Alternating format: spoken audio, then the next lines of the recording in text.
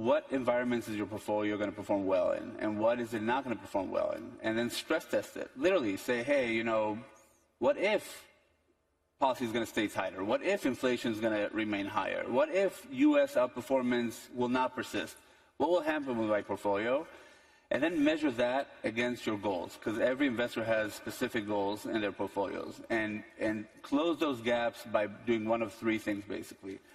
Either shift your allocations, shift within your allocations, so you can stay allocated to equities in the same way, but choose the equities that perform more in the ways that you want relative to your goals, relative to how you stress your portfolios, and or create return streams that specifically address the problems that you are worried about. So you can hedge tail risk, you can do other things.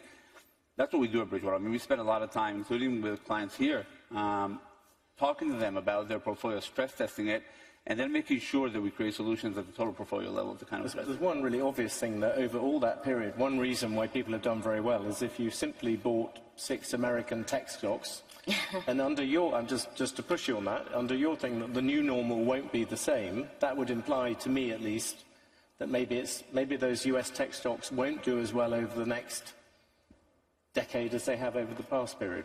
Your big point, I could not agree with more. Yeah. This is what I meant in the beginning. The previous decade was like a straight flush for investors. You dropped, not just in the U.S., you dropped the dollar basically almost anywhere, and you do well.